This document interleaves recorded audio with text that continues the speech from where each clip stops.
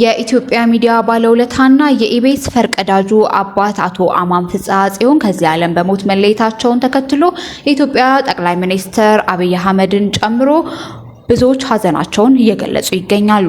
የኢቢኤስ ቴሌቪዥን መስራች ዋና ስራ አስፈጻሚ አቶ አማን ፍስሐ ጽዮን ባደረባቸው ህመም በሕክምና ሲረዱ ቆይተው በዛሬው ዕለት የካቲት 4 ቀን 2018 ዓ.ም ከዚህ ዓለም በሞት መለየታቸውን ተቋሙ በይፋ አስታውቋል። ስለ አቶ አማን ፍስሐ ጽዮን ጥቂት መረጃዎች። አቶ አማን ኢትዮጵያ ውስጥ የግል ሳተላይት ቴሌቪዥን ስርጭት ገና በጅምር ላይ በነበረበት ወቅት ኢቢኤስ ቲቪን በመመስረት ለዘመናዊ የሚዲያ ኢንዱስትሪ ትልቅ አሻራ ያሳረፉ ስራ ፈጣሪ ነበሩ። በውጭ ሀገር የሚኖሩ ኢትዮጵያውያንን ከሀገራቸው ባህልና ማንነት ጋር ለማስተሳሰር ከፍተኛ ሚናም ተጫውተዋል። በቴሌቪዥን ጣቢያው አማካኝነት ለበርካታ ጋዜጠኞች፣ አርቲስቶችና የሚዲያ ባለሙያዎች የስራ ዕድልና የችሎታ ማሳያ መድረክ የፈጠሩ ታላቅ ሰው ነበሩ። ይህንን ተከትሎ ብዙዎች ሀሳባቸውን እየገለጹ ይገኛሉ። በዚህም ቴዎድሮስ ተክለአረጋይ እንዲህ ሲል ይገልጻል።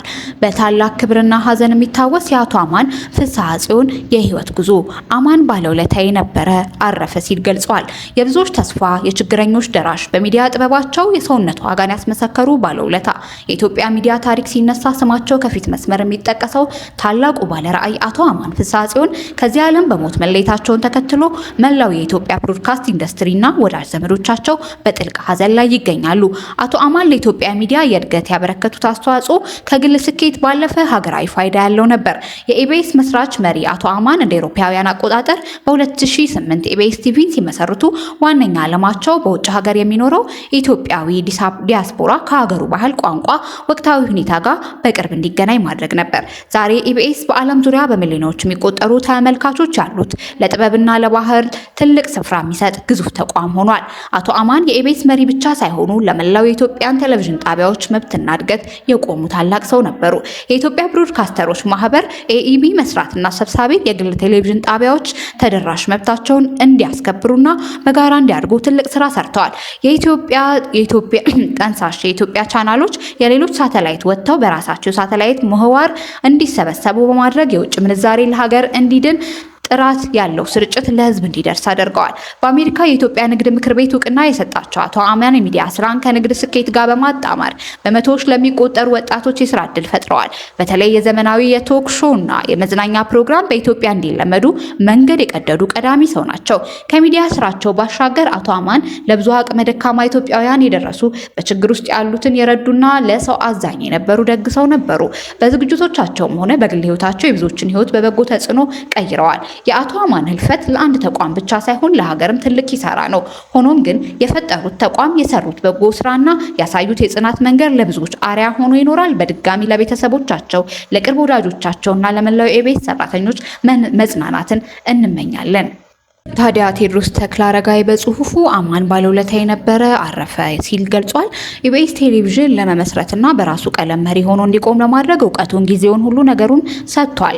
የሀሳቡን አሳክቷል። ኢቢኤስ እዚህ እንዲደርስ ከጣሩ የጣቢያው ባለቤቶችና አመራሮች አንዱና ዋነኛው ነው አማን ፍስሐ ጽዮን። በዚህ ሂደት ውስጥ ልክ ያልመሰለኝ ስራ ባየው ጊዜ በሙሉ እንደ ኢቢኤስ በተቃውሞ ስህተት የመሰለኝ ፕሮግራም እንዲታረም በመሻት የጻፍኩበት ሚዲያ የለም። አማንና መላው የኢቢኤስ ማኔጅመንት የሚቀበሉትን ወስደው ያልጣማ ቸውን ከመውሰድ ያለፈ ፊታቸውን አላጠቁሩብኝም።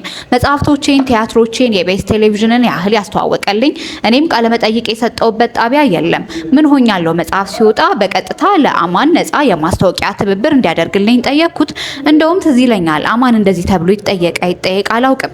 ከትዕግስት ዋልተ ንጉስ ጋር ለህብረተሰብ የሚጠቅም መጽሐፍ ጽፈናል ብለን እናምናለን። ነፃ ማስታወቂያ እንድትሰጠን እንፈልጋለን ነው ያልኩት። ላስበውና ልንገርህም አላለኝም። በዚያው ስልክ ነፃ ማስታወቂያው እንደሚሰጥ ቃለ መጠይቅ ተደርጎልን ስራችን እንደምናስተዋወቅ ቃል ገባልኝ። ቃሉን ፈጸመ።